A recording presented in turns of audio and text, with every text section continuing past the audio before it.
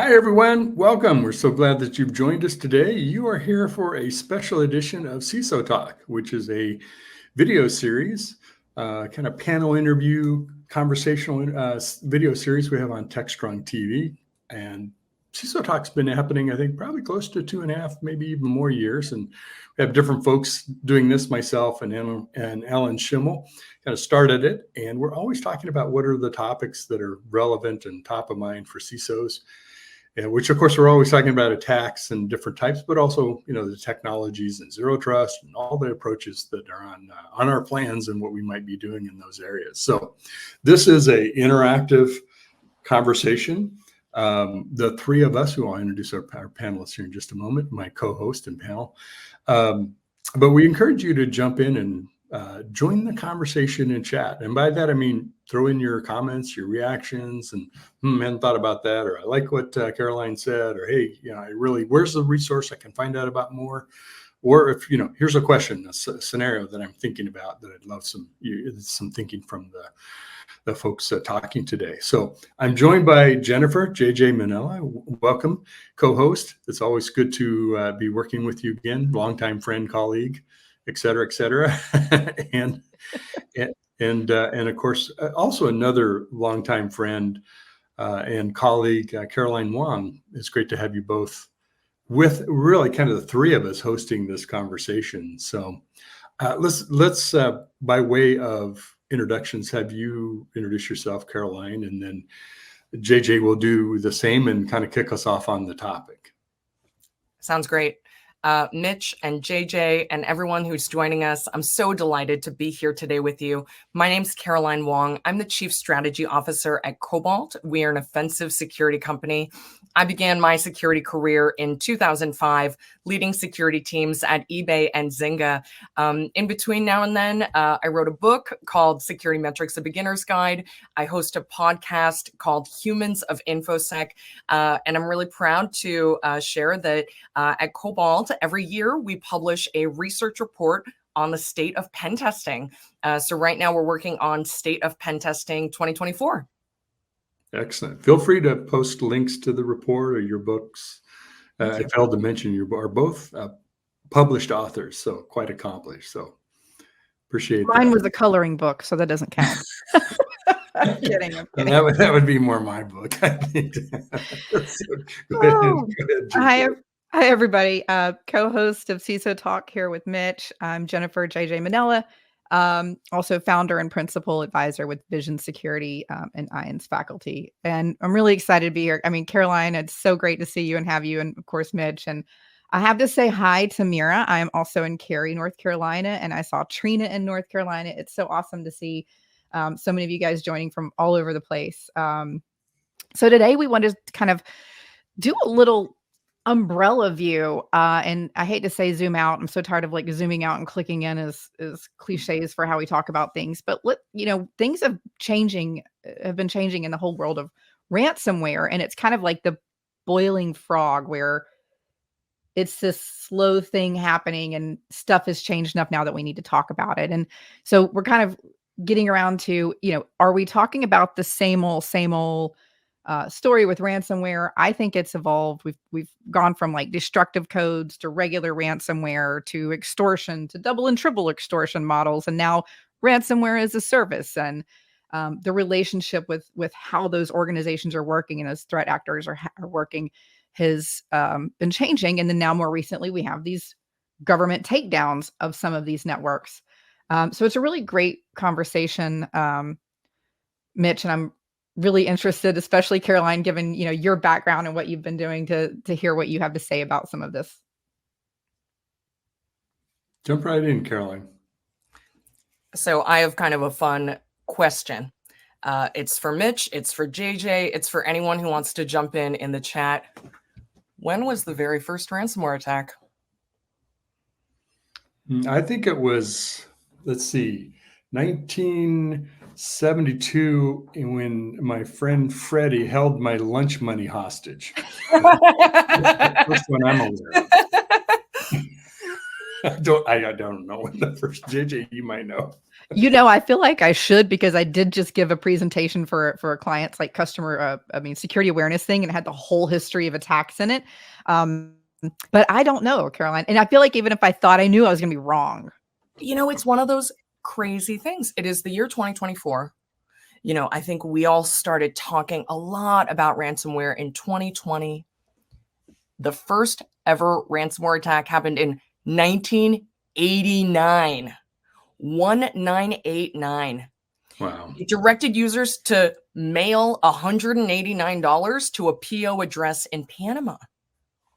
So when we talk about this slowly boiling frog, that frog was in a pot of cold water a very long time ago. And it's fascinating how it's evolved and it's become a mainstream topic, with the increase of, everything in society being so dependent on technology being so vulnerable to security problems. And now it's just this enormous thing that has tremendous impact on people all over the world. It's really launched of one of the forefront issues to the business, right? Obviously, because of the impact operationally, but also financially, of course. And, the ransomware has evolved from I've encrypted all your stuff, contact me if you want the key, pay me, to I've got data and I'll release it if you don't pay me, or I may just do any of those things if you don't pay me. I'll come after you, kind of thing. The payola money, right? Stop by every week at the restaurant and we'll protect you again this week. Nice restaurant you got here. Be ashamed if something happened to it, right? and with there was an article in February, I think is in the Washington Post, that I saw it initially, about the federal government working internationally to take out some really big ransomware rings. Folks that were doing really visible stuff around LockBit and BlackCat and Ragnar and a number of things. And there's been more since, but it almost felt like, a drug bust, like taking down a major drug ring, distribution ring, almost the same thing, working internationally, capturing these folks and, putting them in jail for prosecution, et cetera. And what it made me think of is it's not something the CISOs had to deal with. Is, okay, do we have to cooperate with the federal agencies on that if we've been a victim of it in the past? If we go to the feds, and there are times when you need to, is that, okay, now we may be enthralled in some longer activity that they have and we get to testify or whatever. I mean, it's, we haven't, at least I haven't been a part of needing to testify in any drug rings lately. So, if we had to do that as a ransomware activity, that wouldn't be on my radar as a CISO. At least it wouldn't have been a while ago. I don't know. Am I crazy, or does that seem like an issue to you all too?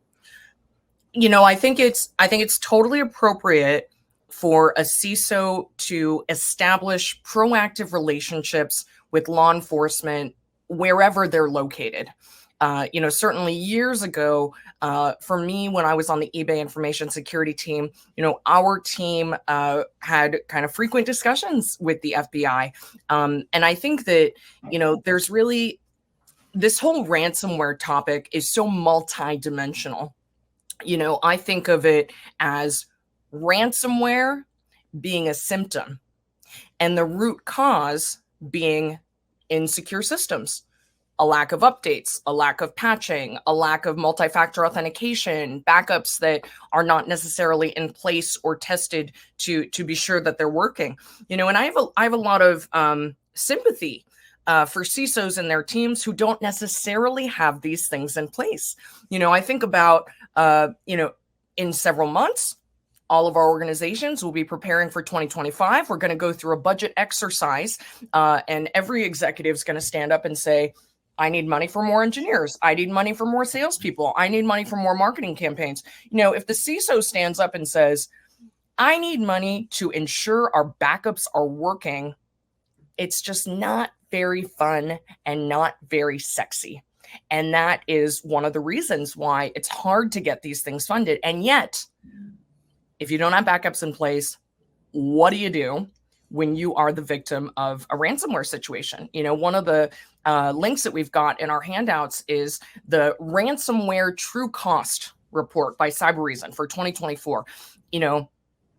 Of the folks that they talked to for this report, 84% of these folks paid the ransom. Why did they do that? Because they didn't want to lose business, because it seemed like the fastest, easiest way to do something, because it was a holiday and they were short-staffed, because in some cases, it's literally a matter of life and death. And in some cases, there aren't backup files. Backing up your files is one of those basic 101 fundamental things. Why doesn't it get done? Because there's just limited time and resources to do everything that you need to do as a CISO. It's also just very complicated. I mean, it's so easy. And this is, I love and hate my job sometimes, but coming out of infrastructure architecture and then taking on more of a security role over the years, in 25 years or so of doing this, it's easy to put on a control framework or something from, the security or CISO's office that says, do this, right? Do your backups, do the testing, do even just something as basic as running firmware updates in infrastructure, regardless of where that infrastructure is living and what it is completely ridiculously complex. Sometimes it's hours or days. Sometimes you fix one thing and you break 5 others, and you have to request maintenance when it's not the one line that says to do this from the operational standpoint might be days, weeks, or months of work. And it's just overly complicated. I think our products have gotten overly complicated just across the board from a technology standpoint. I think the security tooling has gotten overly complicated in the wrong ways, not complicated on with the different inputs that it's able to ingest, but the way you need to set it up and how you need to manually connect things in. It's just, we can't scale like that. I put a reference, a link to the report that Caroline was talking about, the true cost of ransomware. There is one of the things that dealing with such frequent attacks isn't just blocking them and securing, making things more secure. It's also about incident response, right? And I remember not too long ago, maybe a year or 2 years ago, it kind of crossed the threshold about maybe response is more important than prevention. You need both, but if you don't have the response part, you are going to be compromised. It's not if, it's when or how many times, right? And that response part of it is extremely important. I would imagine, Caroline, in your work and pen testing, assessment, and all that kind of things that you do, is that something you get to look at with customers? I know JJ does as part of her CISO whispering that she does. That's that I like to call her. Any thoughts on that, on the response part of this?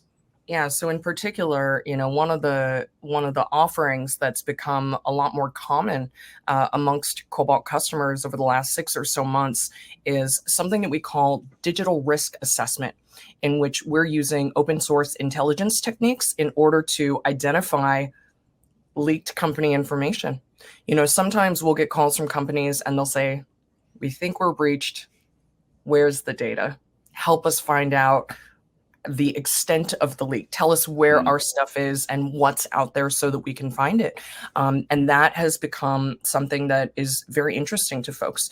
I think that throughout 2023, even beginning in 2022, and I'm still seeing some of this in 2024, although I'm optimistic for how the market hopefully is beginning to change. We saw lots of layoffs in security, lots of budget constraints.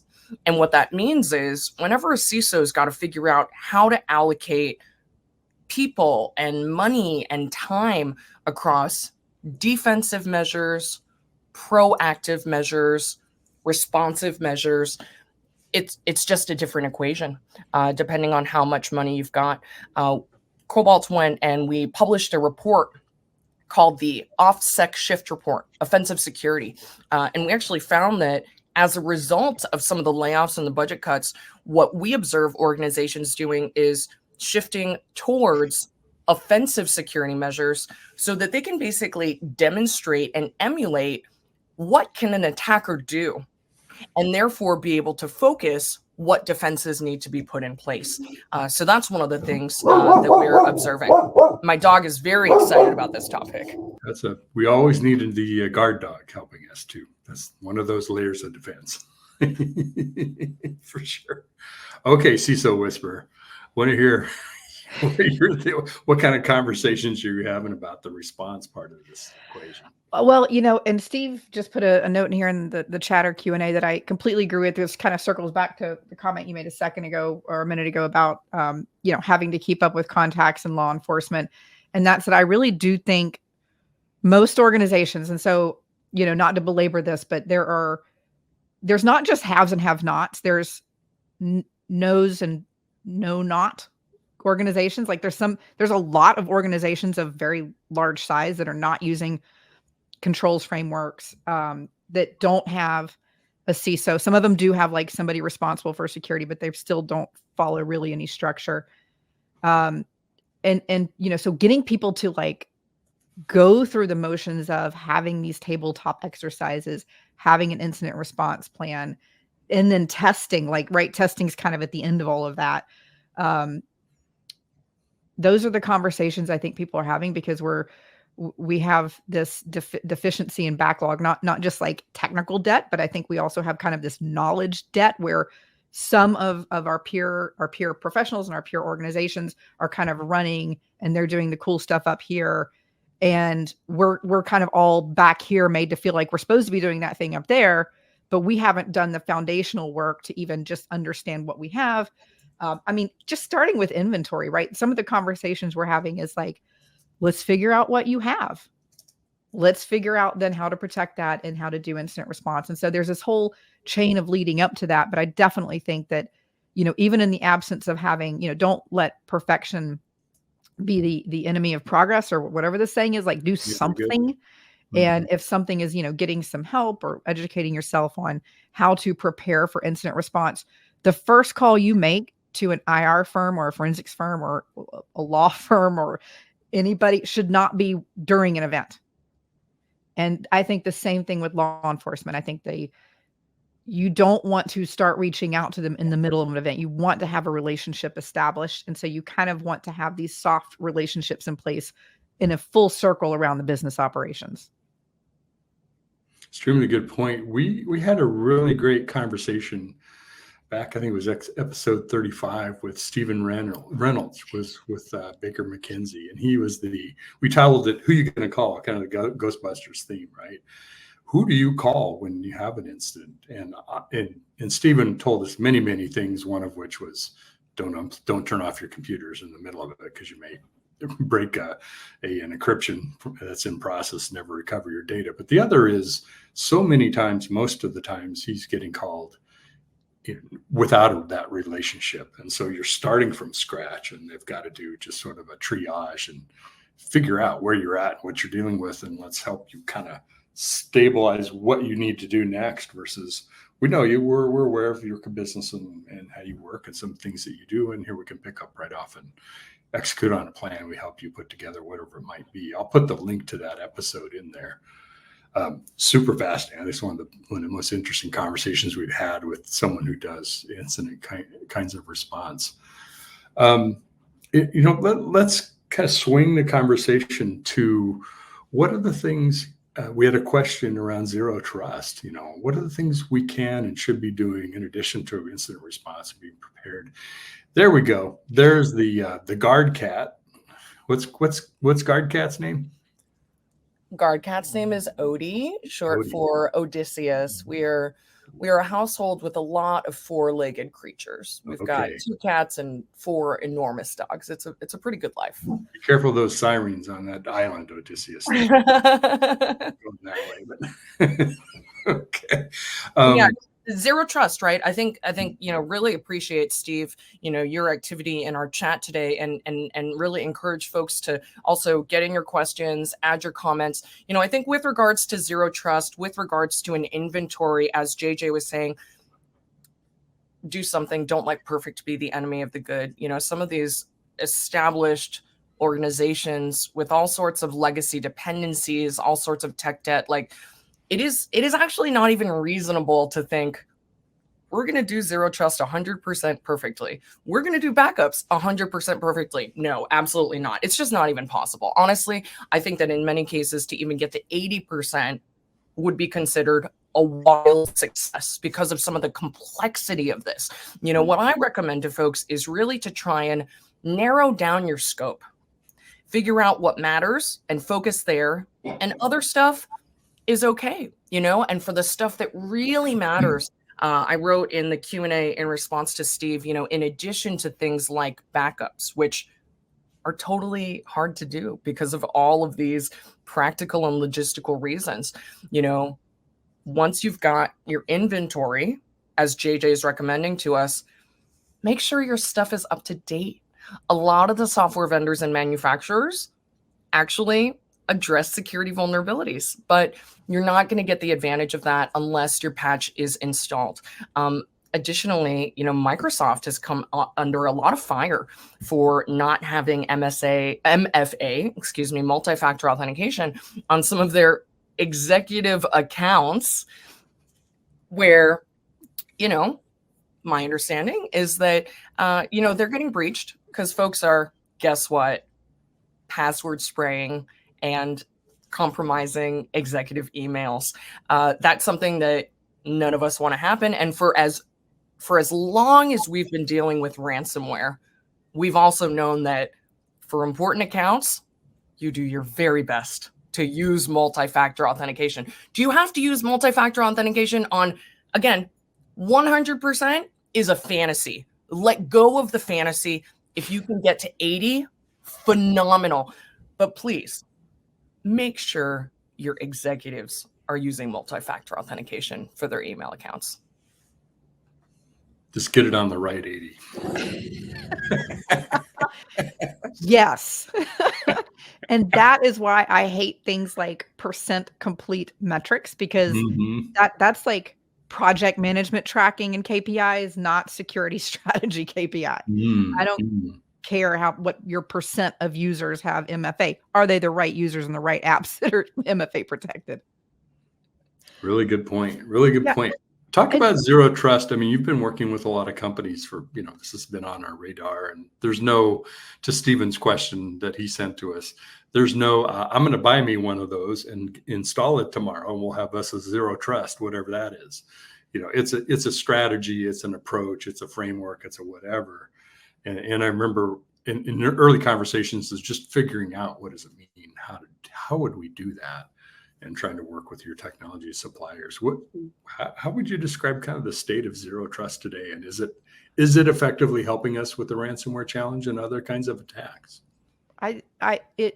The state is, it's in various stages, but I think, so the zero trust is a concept I think is very well developed conceptually. Like, we understand conceptually what it should be. The adoption of it, though, and the implementation of it has been more of a struggle because there's just a lot of confusion. A lot of vendors have just decided to slap that zero trust sticker on every damn thing they put out the door and just charge you 18% more for it tomorrow. So it's causing a lot of confusion. It is a real thing. It's not a silver bullet, but I do think it's probably the best opportunity we've had in a long time to increase security while decreasing complexity and cost, and also increasing the user experience, or another way to put that, decreasing user friction. So we can do it, we can be more secure, cheaper, easier, while making the users happier with one type of strategy. Now, the challenge is picking apart what zero trust actually means for each use case and an implementation, because zero trust, when we talk about micro segmentation and workloads in data center, is different than zero trust when we talk about LAN-based segmentation, which is different than we talk about VPN replacement solutions. So, sometimes one vendor might work in more than one space, but we all kind of throw micro segmentation around, but that's 5 different product sets. Privileged access management falls under, zero trust solutions. So it's a broad ecosystem because it's not just a product. I do think that we can start, and it's easy if you have even a gut check of what you think your biggest risk and exposure is. So if it's, you have legacy VPN's an easy target, privileged access management, remote access into, instead of letting people use, go to my whatevers, and kind of pop up stuff here and there, or God forbid, remote desktop without some security controls around it.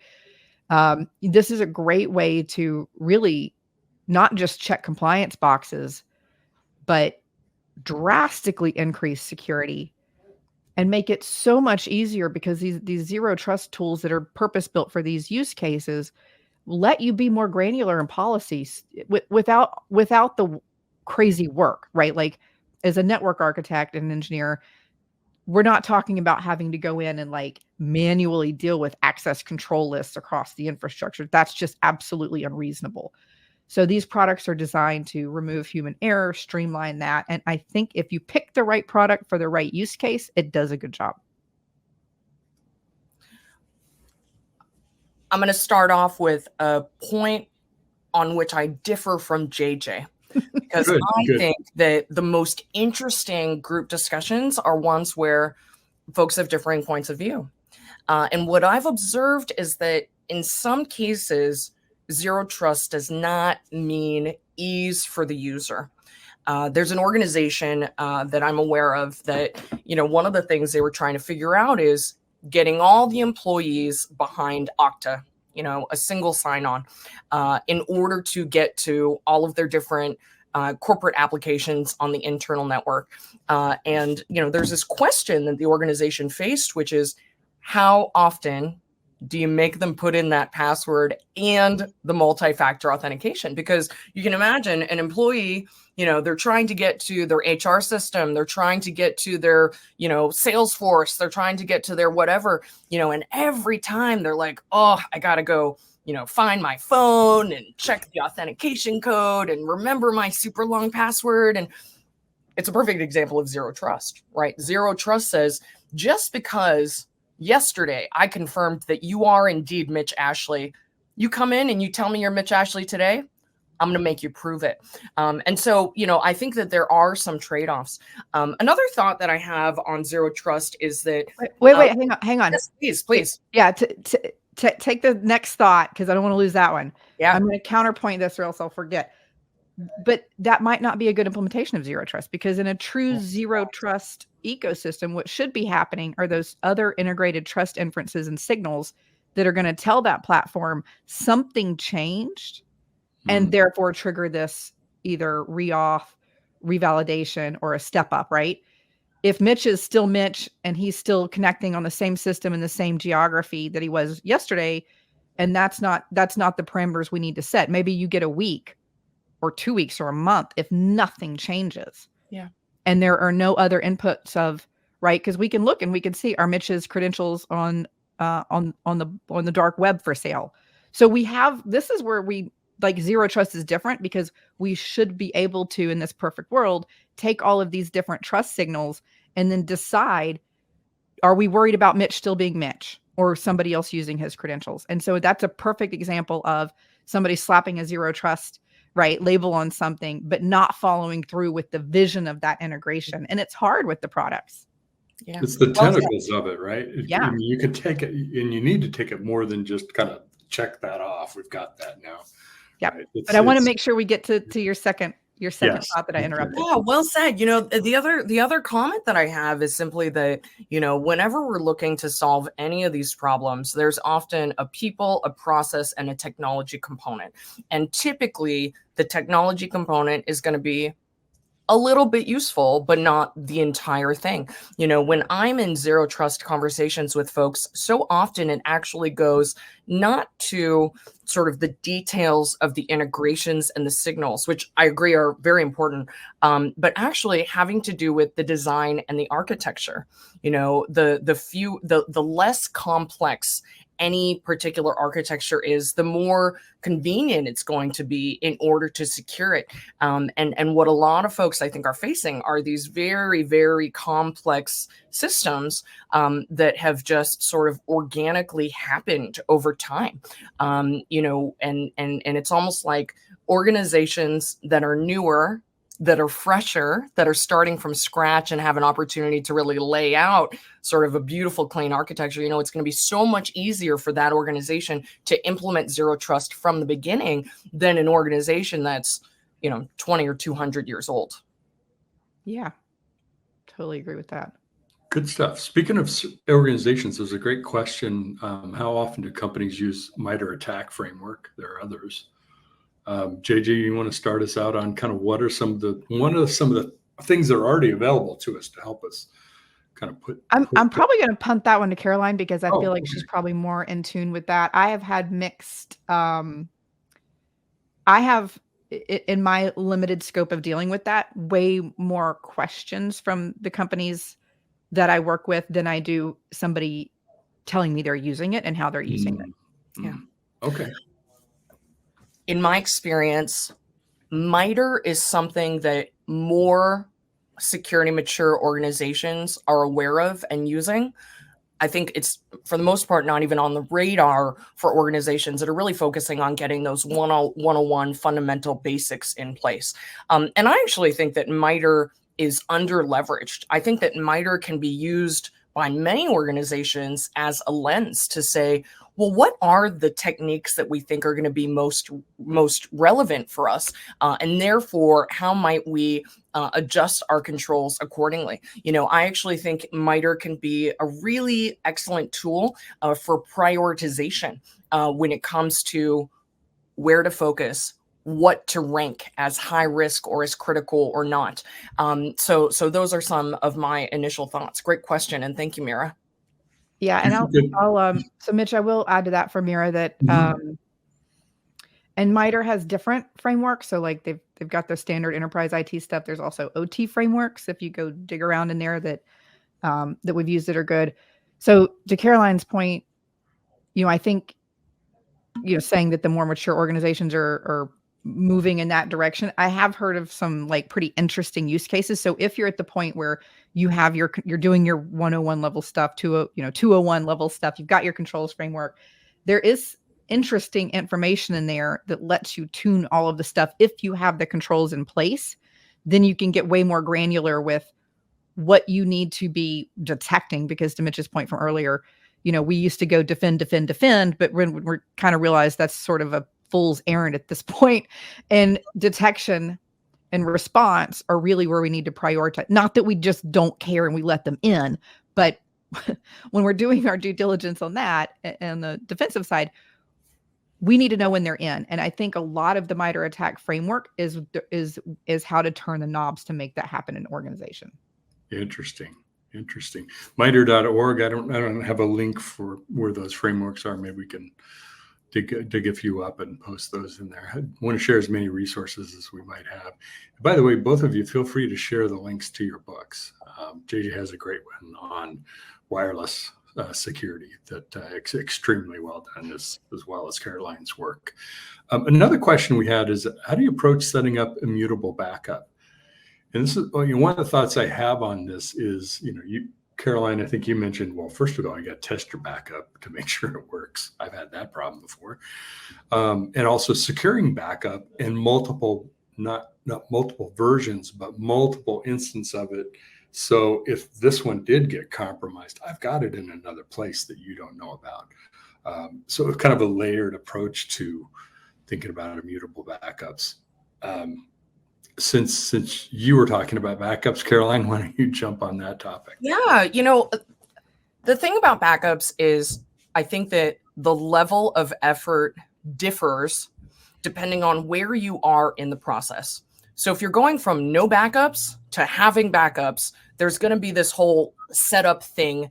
And I actually don't even think that's the hardest part. I think setting up backups for the first time is not the hardest part. I think making sure they happen as things change is the hard part. And I also think that testing it regularly is the hard part. And let's kind of, address those two one at a time. So thing one, assume you've gotten past the point where you've gone from no backups to some backups. You've got something in place and stuff is just going to change.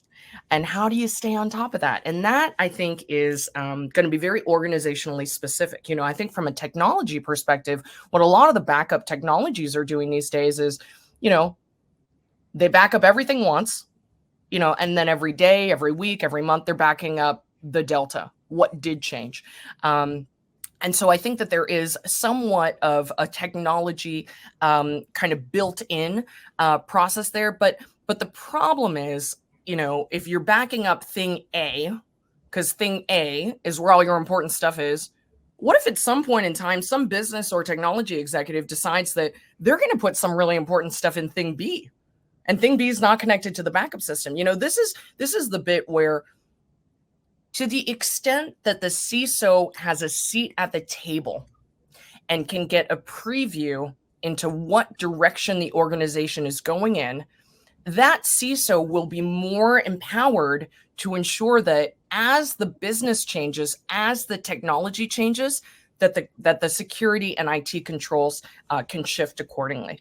And then the other bit that I think is really the hardest part is, and frankly, the most important, is just testing those backups. How do you get it so that is just a little part of someone's job on the regular? How do you get it so that someone, whether they're a full-time employee, maybe it's an outsourced project, every month is just going to check, is this working? The way that I think this actually happens practically is in tabletop exercises. I think folks who are putting together an incident response plan, trying to mature their incident response function, they'll do a tabletop exercise. And if, ransomware makes an appearance in that tabletop exercise, that's the point at which they check. And I do think that it's a great idea for organizations to conduct tabletop exercises on a regular basis, depending on the organization, from once annually to once quarterly. I'd love to turn the conversation to some of the evolving threats that are happening around ransomware. JJ, when we were just logging in, you had mentioned about just happened recently around Health and Human Services and United Healthcare, where an attack actually stopped the flow of money, stopped the flow of payments to providers. And for some period of time, where now you're causing not just pain to that organization, but all the ecosystem of networks that they're connected to. And the White House got involved, Congress got involved. I mean, it was several things, even to the point of saying, start making interim payments, get everything else back up and running. I don't know of another instance like that, but that's taking down a whole ecosystem, if you will. Yeah, I think that's interesting. So that was BlackCat, or we're calling them Alpha V, but I think their intention was for that to be a capital V, which is like an upside down A, and it'd be alpha, but we're just going to maybe call them Alpha V and annoy them. I think that's interesting because the whole ecosystem, because, for us, this is a threat actor. They're criminals. It's a nuisance. For them, it is their business model. And so what happened, supposedly, presumably, here is, while the government was sort of taking down, and not just our government, several governments, several places were kind of taking down different ransomware groups and operations, BlackCat or Alpha V took $22 million in ransomware payment during that, and then just pieced out and did not pay the affiliate that actually infiltrated the organization. And so this is an interesting model, because what it means immediately for the domino effect of everybody in that ecosystem is, we have the ransomware opportunity. Okay, so that got paid. But that organization that infiltrated, that was the partner and that was supposed to get paid, is who got in, which means they probably have other data, and they possibly have some persistence. So if they took other data, now we get into extortion opportunity, and maybe the data that they have wasn't, maybe it was the original breached organization's data, maybe it was partner organization's data, maybe it was something down the chain, right? So this blast radius just got a lot larger, because if they decide they're due their payment, and they're not getting it from Alpha V or BlackCat, they're probably going to go explore that somewhere else. So I don't think this story is done with. And I think the other fallout, so that's kind of the immediate thing these CISOs are going to be dealing with. The other kind of domino effect of this later is $22 million is a lot of money. This will substantially change the relationships within this business operation that is ransomware. And because of that, we might see a different financial model for them moving forward. And I don't know what that's going to mean for us. Yeah, the extent of this, to show your point, I shared an article about this. It's on securityboulevard.com. It impacted medical claims for about 900,000 physicians, 33,000 pharmacies, 5,500 hospitals, 600 laboratories. I mean, and Mitch, the numbers I heard were like it impacted 1/3 of Americans in the healthcare system. Wow. Yeah, I mean, it isn't just our United Healthcare, coverage. It's impacting, if your pharmacy is not getting paid and can't operate, whether they're using your claim from United Healthcare or Cigna, they're still impacted. Yeah, every part of our lives are so totally integrated with and intertwined with technology that we're effectively all impacted when these kinds of things happen, and I think that one of the interesting things that I've heard a lot of discussion about recently in kind of CISO circles is SEC rulings, and it's there's a perspective, I think, that the SEC is kind of like trying to do the right thing and using SolarWinds as a bit of an example to say, organizations, your security posture represents meaningful impact to your shareholders, and you need to be serious about that kind of responsibility. Why is it that a healthcare organization doesn't have sort of basic security controls in place? Because it hasn't been prioritized enough to get the funding to do so.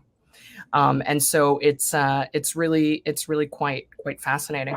I want to highlight a question that we've been talking about in the chat. Let me see if I can find it here. Steve was saying, hey, there's all sorts of credentials on the dark web. At any point in time, you actually don't know if the person you're communicating with is indeed Jennifer Minella, Mitch Ashley, or, some sort of bad actor who's taken over their account. And so, I've written a response and want to also just highlight it here verbally. I think we can assume at this point in 2024 that username and password is simply not enough to ensure that, someone is who they say that they are. MFA is absolutely important. The other thing that I think is so interesting is I think that the three of us and a lot of the folks here joining us for the roundtable today know that everyone and every organization is getting attacked all the time. That's just how it is. But for folks who maybe don't work in tech, folks who maybe don't work in security, that is still something that feels like an outlier. It feels like an exception, and so I think to the extent that, we can communicate to our mother-in-laws and our, 9-year-old children that actually everyone's trying to scam you all of the time, and the two particular awareness things that I recommend are, thing number one, you get a request, it's urgent. It's pretending to be Amazon. It's pretending to be your mail carrier. It's pretending to be your company's HR team or whatever it is. If it's an urgent request and you feel unsure, try to contact them via a different method. They contacted you via Facebook. See if you can find that person's phone number. Give them a call. They contacted you via email. See if you can message them, via some platform. So those are some thoughts that I have in response to Steve's recent question. Thank you again, Steve, for your engagement with us.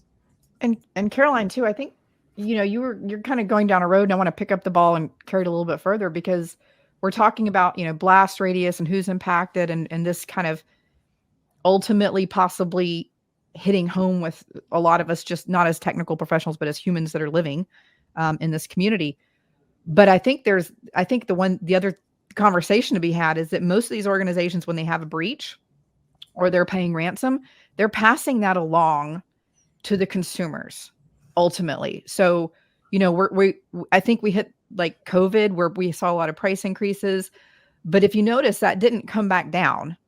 And I think what we're kind of like starting to understand and see is the vast majority of organizations, a lot of SMBs won't make it through a major incident if they've lost money, but the larger organizations are just going to start charging you more. And so ultimately, we do all have a stake in this, and it does come back around and impact us one way or another, even if it's indirectly. Yeah, I agree with that. And, I think it's such a beautiful point to highlight, which is the reason stuff is insecure is because we built our world to be so interconnected. And there are so many beautiful benefits and advantages of being so interconnected with each other, of each of us being so kind of dependent on the various ecosystems and all the things that we interact with every day. And yeah, it does affect all of us. And it does come down to ultimately who's paying for it, the end consumer. These are big financial amounts. So while I think it's fun for us to disagree on some points, I couldn't agree with you more on that one. Hey, I wanted to call a shout out to Elizabeth V. Talk about being interconnected. She's been pretty transparent about how this United Healthcare attacked her pharmacy, and we were talking about the payments not rolling down and impacting her pharmacy and all that kind of thing. One of you, I think, mentioned ultimately this affects us, right? This affects people, customers, users, our data, not just our data, but being able to get medicine. Can you imagine if you might have experienced like what Elizabeth did of I can't do that transaction now at my pharmacy. I have to come back, or I have to go to a different place, or can I even transfer my prescription, or has that been compromised? What is going on? So yeah, Elizabeth, thank you so much. Are expensive, mm-hmm.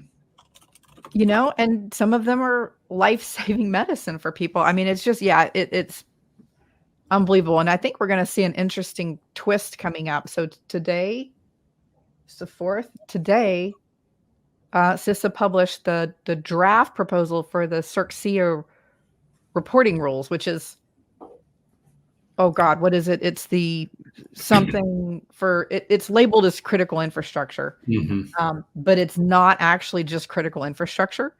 It's the normal things you would consider to be critical infrastructure, like all of utilities, schools, government facilities, large public venues, blah blah blah, manufacturing, transportation. It's also everybody who provides products, hardware, software, or services, including cloud services, to those organizations.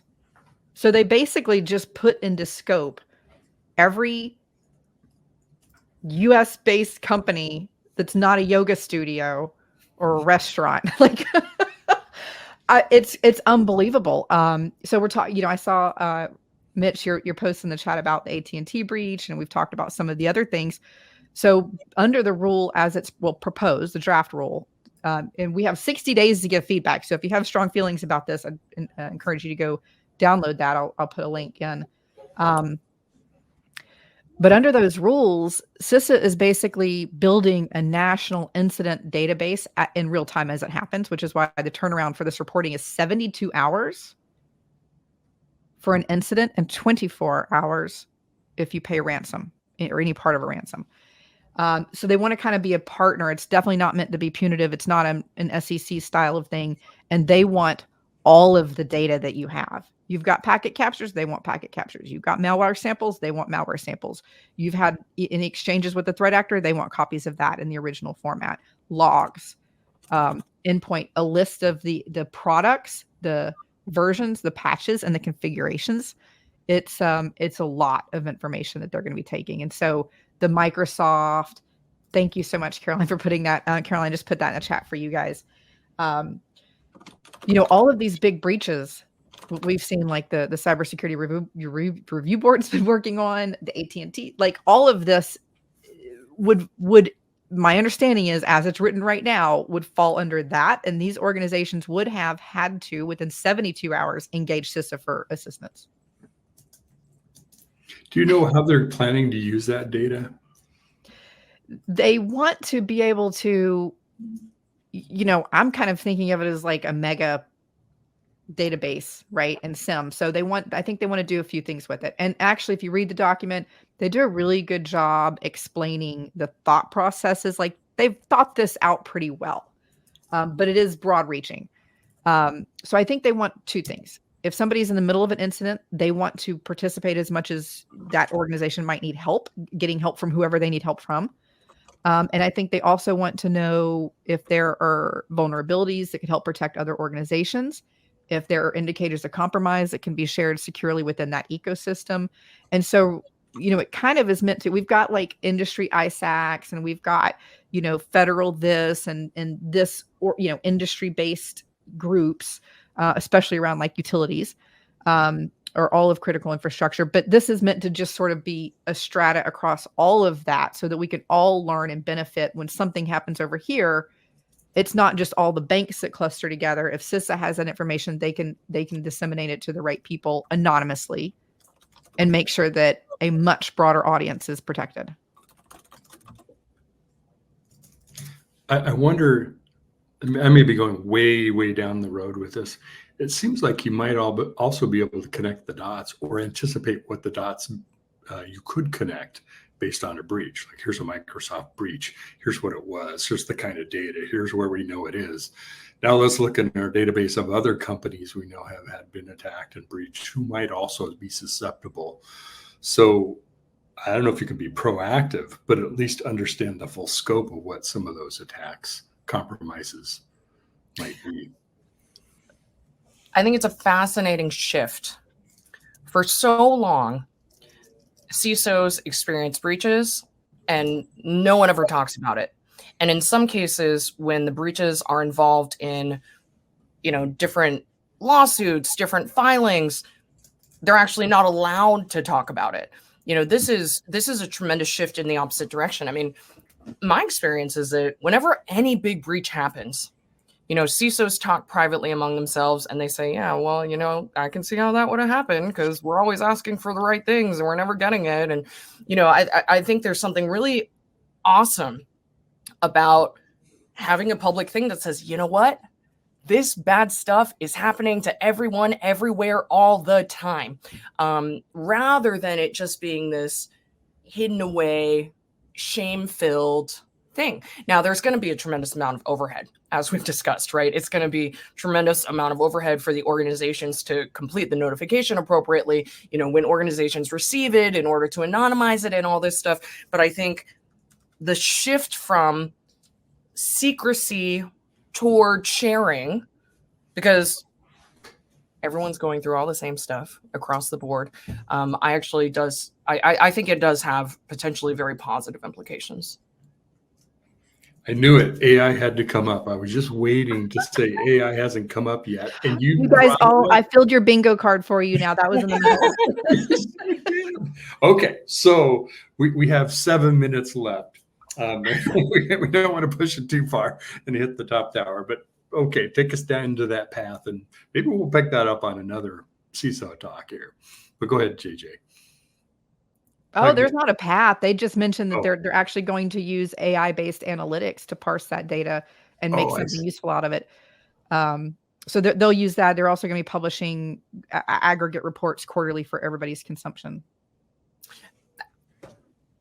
I think that's a great use case for AI, to be perfectly honest. Yeah. At Cobalt, we're an offensive security provider, and kind of the most common type of offering we provide is a pen test. And I'll tell you what, pen testers love to hack. They do not like writing reports. And so we're leveraging in-house private AI in order to support our folks in writing really excellent reports. And they love it. It's really fun. Other ways that we're seeing folks, we've got customers coming to us saying, do a pen test for us on this chatbot, do a pen test for us on this LLM. I'm actually working on a course that I think will be published near the end of this calendar year via LinkedIn Learning about application security and artificial intelligence, which turns out to be like kind of this really fun kind of meta at some points kind of talk, because of course, AI systems are themselves applications which are vulnerable to security. And so I just kind of take this multi-dimensional look at it. What are the risks? What are the advantages? What can we expect to see changing? I think it's a really exciting topic, and would love to join an AI talk one of these days with you folks. That would be awesome. Let me plug, Caroline mentioned it, but if you guys have the premium LinkedIn, you have access into the LinkedIn Learning, and she's got several courses there. So definitely go check that out. Thank you. I want to mention you have great energy. Like, who wouldn't want to listen to you to learn? I'm going to go watch them too. I totally agree. For both of you, absolutely. I want to ask, we would love to have folks' feedback on our conversation today, this topic, maybe things we're not talking about that we should have. There's a great number of handouts. Cody's pointing out. Cody's behind the scenes. He's the wizard behind the green curtain there. And but there are a ton of handouts, and we mentioned a lot of links and things like that. That's available there. And we will, Cody, if it's okay, we'll send an email, both of the recording and also of those links to those handouts in an email. So everybody that will get that, both who attended and also who registered but may not be here. So I think it's been a great success thanks to the two of you. And it's just so much fun to be part of it with you. And my many thanks to both of you, wherever you are on your screen. So my co-host and great friend Jennifer, JJ, and to my friend and not co-host but participant panelist Caroline. We need to do this again. So maybe we think about what we might pick up on for another live roundtable. Let us know again in your feedback. We hope this has been super valuable for you. We've covered a lot of territory, but I think we've given a lot of not just pointers, but hopefully useful resources to go after and kind of check into later. And Caroline put her LinkedIn link in there. JJ, you're welcome to do that if you want to do that for yourself and for your company, for Vision Security. And of course, as TechStrong, I'm CTO and also principal analyst with TechStrong Research. Security Boulevard is where a lot of the links that I was posting, not just because I only searched there, but happen to be topical for some of our conversations. So I want to shout out to, and I'm not going to name everybody here, but Elizabeth, amazing. Let's see who else. Stephen, fantastic. Roseanne, etc. Mira, yes, absolutely. Raymond, another key participant today. I'm missing some people here. I can't scroll fast enough to find everybody, but if you commented and if you asked a question, thank you so much. Hopefully you see how much we value. Diana, appreciate it.